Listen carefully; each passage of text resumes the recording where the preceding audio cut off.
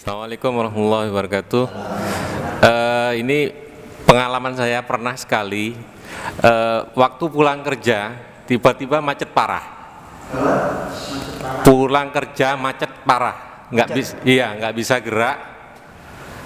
Waktu itu saya juga kemungkinan waktu itu udah batal wudhu dan maghrib mau selesai.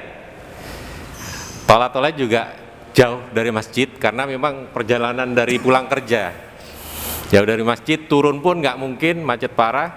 Akhirnya saya putuskan untuk tayamum dengan dashboardnya mobil tayamum, terus saya sholat maghrib di situ sambil duduk sholat maghrib. Apakah setelah melakukan sholat maghrib di mobil itu perlu dilakukan sholat qadha lagi?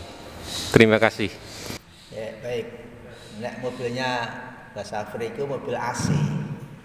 Mobil AC kalau debune. Ya kan, kalau debune maka persyaratan tayamum nggak terpenuhi. Nah, gitu loh. Nah, mobil yang belak-belakan itu mungkin nggak tahu AC ini kuan debu tok. Kalau mobil yang kayak api ASEAN itu kalau debune nggak terpenuhi syarat tayamumnya. Karena itu saya hampir mengalami ketika macet di tol itu sholat maghribnya hampir habis. Bingung juga ini ya apa belum masjid. Alhamdulillah begitu bisa langsung belok ke masjid, waktu isya tinggal 10 menit. Sholat maghribnya itu menjalani isya langsung nunggu terus adzan isya. Nah, kalau situasi-situasi yang nggak memungkinkan dari Perak mau balik ke Surabaya, terus ada macet. Keluar Gunung Sari, buat masjid ini, kalau masjid bingung, biasanya nggak pernah turun Gunung Sari, nah, turun, hampir ke masjid, alhamdulillah sudah waktu kurang 15 menit, wudhu macam-macam, parkir tinggal 10 menit, nah, sholat, maghrib. Tapi di kampus juga sering saya lihat anak-anak itu, termasuk di UIN itu, sholat asar itu maghrib kurang 5 menit sholat asar, ya putar arah, ini gampang no ini. Jadi menurut saya dikodok Pak. Nah, dalam kondisi seperti itu dikodok, ya. Bukan kemudian solusinya bukan untuk saya. Kalau saya lebih memilih dikodok. Karena kalau mau dibilang tayamum nggak terpenuhi saat tayamumnya di situ. Tapi kalau seandainya memang di dashboard itu ada debu, apakah sah? Ya kalau kemudian nanti tayamumnya sah, maka pilihan dua tadi itu bisa kita sholat dengan tayamum. Tapi kalau memungkinkan, Anda kan udah macet ini ya, itu sebagian para ulama mempersyaratkan tetap menghadap kiblat. Jadi kalau anjingan pada posisi Surabaya Sidoarjo itu ngadepin ngalor ngidul. Nah, aku sholatnya harus menghadap golek posisi yang kita bisa menghadap kiblat. Artinya apa? Ya tetap sekarang kiblat kan syarat juga. Wudu itu syarat, menghadap kiblat itu syarat, gitu kan. Nah, maka kalau memungkinkan, sama dengan pertanyaan begini. Bagaimana kita sholat di kereta?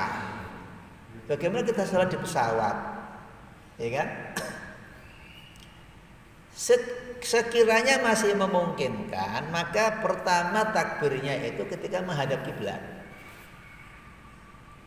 Saya umpamanya ya, kan tidak harus persis kan, fawalli wajhaka syatra. Umpamanya saya pernah mahasiswa kan ya, dulu masih ke Jakarta Surabaya. Kalau pas ke Surabaya kan ke arah barat, maka saya mencari posisi duduknya yang menghadap ke barat. Tapi kalau posisi saya menghadap ke timur, ya saya cari tempat. Kita gantian dulu, minjem Pak, mohon maaf mau salat Pak, mau tukar sebentar waktunya, supaya saya bisa menghadap kiblat. Atau beber waktu itu ya bawa koran gitu, ya namanya kereta dulu bukan kereta AC kan, sanggon-gone gitu kan, ya bawa tempat, bawa koran, kemudian sholat sambil gerak-gerak, kan bisa gitu. Oh ini gerak-gerak, ya nggak bisa tahan sholat. Kalau nggak memungkinkan, ya sholat dengan duduk, tapi usahakan tetap kita menghadap ke kiblat. Yang masih memungkinkan, kalau nggak bisa Ustaz, nggak memungkinkan ya sudah, kalau begitu nggak apa-apa. Sholat dalam keadaan darurat. Ya Darurat itu kaidahnya ad-daruratu tuqaddaru bi qadariha. Tingkat keterpaksaannya diukur dengan tingkat keterpaksaan masing-masing. Jadi case orang per orang bisa beda-beda. Anda yang paling paham tentang kondisi tingkat daruratnya seperti apa, Anda yang memutuskan. Nah, tanggung jawab pribadi kepada Allah Subhanahu wa taala. Tapi harus ada solusinya. Solusi enggak sholat itu solusi yang tidak benar. Dan kemudian Anda enggak sempurna sudah nanti dikodok sholatnya.